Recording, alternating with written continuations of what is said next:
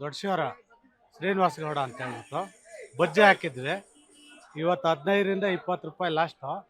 1 ಕೋಟಿ ಔಷಧಿ 1 ಎಕರೆ ಮಾಡಬೇಕಾದ್ರೆ 5ರಿಂದ 8 ಸಾವಿರ ಆಗ್ತದೆ. ಈ ರೇಟಿಗೆ ನೋಡಿದರೆ ನಾವು ಅಷ್ಟೇ ನೇಣು ಹಾಕೋಣ ಪರಿಸ್ಥಿತಿಗೆ. ಈ ಮಾರ್ಕೆಟಲ್ಲಿ ನೋಡಿದರೆ ಯಾರು ಆಕ್ಷನ್ ಕರೆಯೋರೇ ಇಲ್ಲ ನೇವಾಗಿ. ಇನ್ನು ತೋಟದಲ್ಲಿ ಬಿಡಂಗಿಲ್ಲ, ಇದಾಗಂಗಿಲ್ಲ, ಹಿಂಗೈತೆ ರೈತರ ಪರಿಸ್ಥಿತಿ. ಎಷ್ಟು ದಿವಸದಿಂದ ಇದು? ಈಗ ಒಂದು 20 ದಿವಸ ನಿಂಕನೂ ಇದಾಗ್ತಾ ಇದೆ, ಆ ಥರ ಆಗ್ತಾ ಇದೆ. ಏನ್ ಹೇಳ್ತಾರೆ ಅವರು? ಅದೇ ಸೇಲ್ಸ್ ಇಲ್ಲ ಅಂತಾರೆ. ಹೋಟ್ಲಿಗೆ ಬಂದು ಗ್ಯಾಸ್ ಇಲ್ಲ, ಅದಿಲ್ಲ, ಇದಿಲ್ಲ, ಸೇಲ್ಸ್ ಇಲ್ಲ, ಬಜ್ಜಿ ಅವೆಲ್ಲ ಹಾಕಿದ್ರೆ ಸೇಲ್ಸ್ ಇಲ್ಲ. ಇನ್ನು ಅವರೇ ಬಾಕ್ಲಿಗೆ ಹಾಕ್ತಾರೆ, ನಾವು ಯಾರು ಕೊಡೋದು ಅಂತ ಇವರು 10ರಿಂದನೂ 20 ರೂಪಾಯಿ ಲಾಸ್ಟ್. ಎಷ್ಟು ಎಕರೆ ಬೆಳೆದಿದ್ದೀರಾ? ನಾವು ಈಗ 1.25 ಎಕರೆ ಇದೆ ನೋಡ್ರಿ. ಇಲ್ಲಿ ಈ ತರ ಕಾಯಿ ಬೆಳೆದು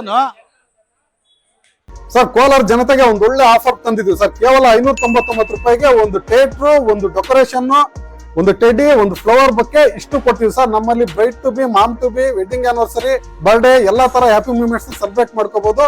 ನಮ್ಮ ಅಡ್ರೆಸ್ ಬಂದು Kolar MG road near Axis bank opposite building.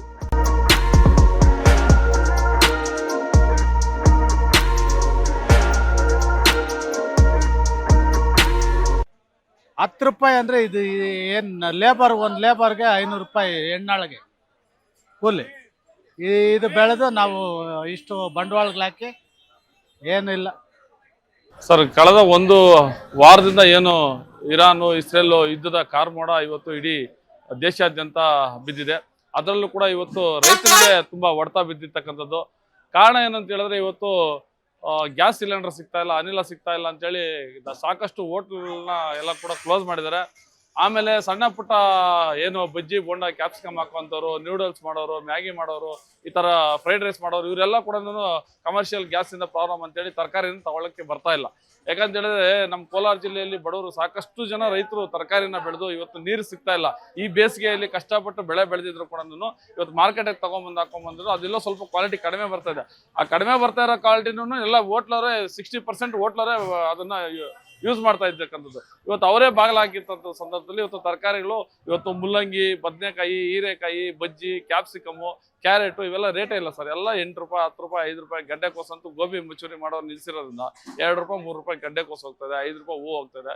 ತರಕಾರಿ ಸಾಕಷ್ಟು ಕುಸಿದಾಗಿದೆ. ಇವತ್ತು ಯುದ್ಧದ ಕಾರ್ಮೋಡ ಒಂದಾದ್ರೆ ಬೇರೆ ರೀತಿ ರೈತನ ಪರಿಸ್ಥಿತಿ ಹೆಂಗಿದೆ ಅಂತ ಹೇಳಿದ್ರೆ, ಇವತ್ತು ರೈತ ಉಪಯೋಗಿಸುವಂಥದ್ದು ಕೃಷಿ ಪರಿಕರಗಳು ನೋಡಿ, ಇವತ್ತು ಟ್ರೈನ್ ಬೆಲೆ ರೇಟ್ ಜಾಸ್ತಿ, ಪ್ಲಾಸ್ಟಿಕ್ ಮಂಚಿಂಗ್ ಪೇಪರ್ ಕವರ್ ಬೆಲೆ ಕೆಜಿಗೆ ರೇಟ್ ಜಾಸ್ತಿ.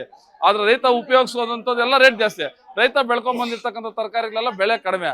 ಹೋಟ್ಲಲ್ಲಿ ಹೋದ್ರೆ ಇದೇ ತರಕಾರಿ ತಿಂದ್ರೆ ಅವರು GST ಬಿಲ್ ಹಾಕ್ತಾರೆ, ಗ್ಯಾಸ್ ಬಿಲ್ ಸಮೇತ ನಮ್ಮ ಮೇಲೆ ಹಾಕಿ ನಮ್ಗೆ ಹೊರೆಯನ್ನ ಮಾಡ್ತಾರೆ. ಆದ್ರೆ ರೈತನ ಪರಿಸ್ಥಿತಿ ಅಂತೂ ಕೇಳಕ್ ಆಗ್ತಾ ಇಲ್ಲ.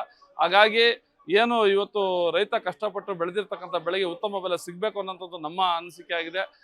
ಇದ್ರ ಜೊತೆಗೆ ಯುದ್ಧದ ಕಾರ್ಮೋಡ ಒಂದ್ ಕಡೆ, ವಾತಾವರಣ ಒಂದ್ ಕಡೆ ಎಫೆಕ್ಟ್ ಆದ ಪ್ರತಿ ಬಾರಿ ಕೂಡ ರೈತನಿಗೆ ಅನ್ಯಾಯ ಆಗ್ತದೆ. ಇದನ್ನ ಸರಿಪಡಿಸಬೇಕಾಗಿರ್ತಕ್ಕಂಥದ್ದು ನಮ್ದು ಜವಾಬ್ದಾರಿ ಇದೆ, ಸರ್ಕಾರದ ಜವಾಬ್ದಾರಿ ಇದೆ.